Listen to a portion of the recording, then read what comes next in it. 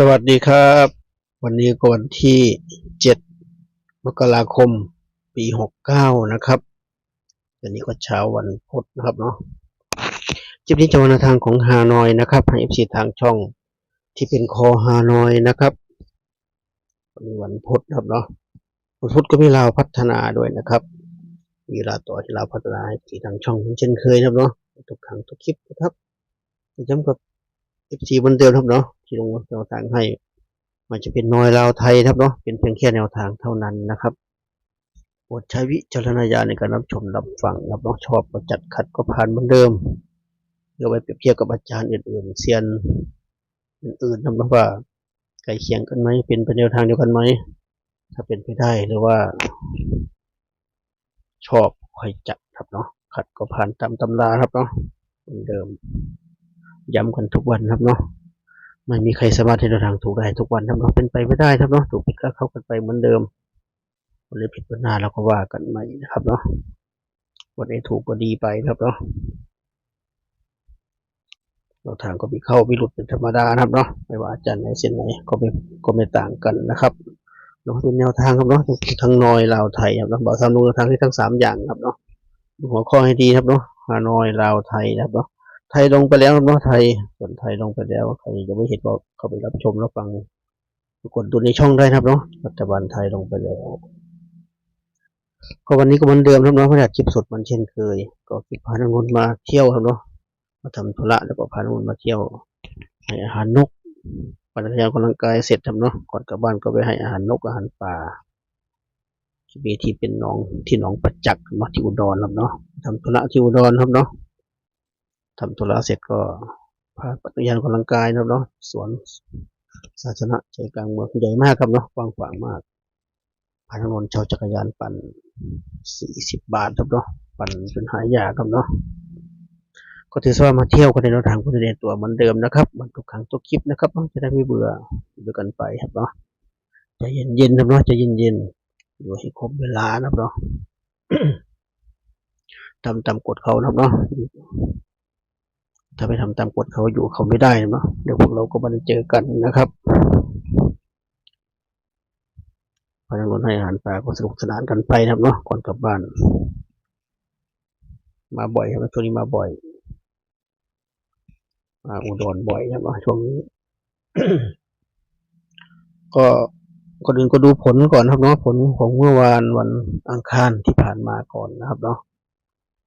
ทางรอบ5 โมงนะครับก็เผื่อมีคนใหม่เข้ามายังไม่รู้ครับเนาะทางที่บอกทำให้ไปเป็นฮานอยรวมนะครับ5 โมงถึง1 ทุ่มครับเนาะ3 วันยามเย็นหรือ3 วันอาหารตอนเย็นเราจะเรียกครับเนาะรอบ5 โมง2 ตัวล่าง02 3 ตัวก็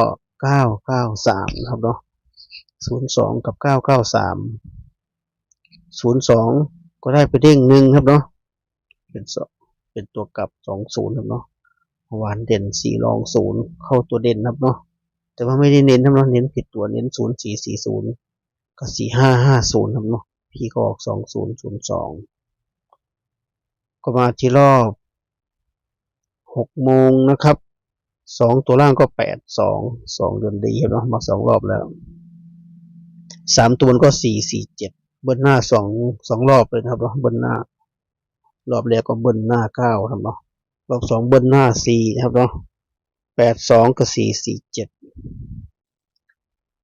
82เราไม่มีครับเนาะ8ไม่มีสักตัวเลย47เราก็ไม่มีเนาะเสียดายเราเด่น4ครับเนาะเราเด่น0ลอง4แต่ไม่มี47นะครับเสียดายครับเนาะถ้าใครรูดน่าจะได้ครับเนาะถ้าใครรูด0กับ4ครับเนาะก็มาที่รอบ1 ทุ่มนะครับ2 ตัวแล้วก็99เนาะเที่ยวนี้9เบิ้ลเลยทีนี้3 ตัวก็731ครับเนาะเบิ้ลหน้าไป2 งวดไป2 รอบครับเนาะ2 รอบจะ3พี่เขาเบิ้ลหลังเลยทีนี้ก็จะเบิ้ลไม่ต้องพูดถึงครับเนาะถ้าเบิ้ลตัวใครตัวมันครับเนาะ731ก็ไม่มีครับเนาะ31ก็ไม่มีก็วันไทยไปเด้งเดียวแล้วมันจะเข้าเดือนมาละเด้ง2 เด้งมาหลายวันแล้วก็วันก็ไทยไปเด้งเดียวเนาะวันนี้ก็พูดกันต่อนะครับสำหรับขอหาหน่อยนะครับสนุกจดไว้นะครับสนุกจดสนุกแคปก็เราแคปเหมือนเดิมครับเนาะ พยายามฟังให้จบนะครับเนาะหรือแคปตัวคลิปนะครับวันนี้เด่น9รอง0ครับเนาะเมื่อวานเด่น4รอง0วันนี้เด่น9รอง0ครับเนาะคาดว่าไปไหนไม่ไกลอยู่แถวๆนี้เห็นว่าคาดว่ามันจะคาดการณ์ตัวใหม่ลุ้นไปด้วยกันนะครับเนาะเด่น9รอง0นะครับจับคู่ให้ก็20 30 32 35 50 90 93 95ทวนกันนะครับฮานอยวันนี้เด่น9รอง0จับคู่ก็20 30 32 35 50 90 93 95นะครับ8คู่ครับเนาะ8คู่นี้ก็เน้นไปที่93 90แล้วก็30นะครับ93 90 30เน้นให้3คู่ครับเนาะ3คู่มันจะเป็นน้อยเราไทยเน้น3คู่ให้เหมือนเดิมนะครับเนาะทำเองชอบเองก็3คู่นี้นะครับ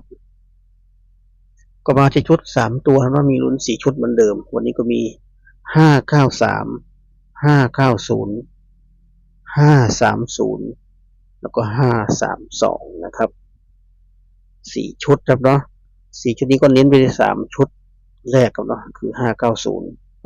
593 590แล้วก็530นะครับชุดเดียวกันนะครับเนาะชุด3ตัวกับชุด2ตัวชุดเดียวกันนะครับเนาะมีหลักร้อยเพิ่มเข้ามาเฉยๆครับเนาะประมาณนี้นะครับก็ครบถ้วนแล้วสำหรับแนวทางของฮานอยวันนี้ครับเนาะหวังว่าวันนี้พี่เขาจะเบิ้ลครับเนาะลำพังไม่เบิ้ลคนลำบากครับเนาะเบิ้ลมาก็หนักเลยครับเนาะถ้าเบิ้ลเราก็ถอยเก็บฉากเลยออกปกติพอแล้วครับเนาะออกปกติออกธรรมดาก็พอครับเนาะถ้าเบิ้ลตัวใครตัวมันครับเนาะเบิ้ลถอยเก็บฉากเลยประมาณนี้ครับเนาะก็เดิมครับเนาะถ่ายคลิปสำหรับคนที่งบน้อยนะอยากลุ้นกับเขาแต่งบน้อยก็ตัวเน้นนะครับจะผมเน้นให้เผื่อวันฟุกเข้านะครับเนาะวันนี้ก็3คู่เหมือนเดิมวันนี้ก็มี93 90แล้วก็30นะครับ93 90 30เป็นตัวเน้นนะครับเนาะ3คู่นี้ชอบที่สุดครับเนาะทำเองชอบเองก็3คู่นี้นะครับถ้าFCไม่ชอบพูดที่เบาจะทำเน้นให้ก็เลือกคู่ได้เลยครับเนาะไม่ชอบเลยที่เบาทำเน้นให้เน้นไม่ค่อยแม่นแต่เมื่อวานก็เน้นผิดเลือกเองได้เลยครับเนาะนอกเหนือจาก3คู่นี้ชอบ35ชอบ50ชอบ20ก็จัดไปครับเนาะจัดไปเราชอบไม่เหมือนกันครับเนาะว่ากันก็ไม่ได้ประมาณนี้นะครับมีเวลาต่อที่เราพัฒนาครับเนาะเราพัฒนาต่อไปถ้ามีเวลาครับเนาะจัดไปก็ฝากไว้แค่นี้นะครับจนคลิปหน้าคลิปนี้ก็สวัสดีครับ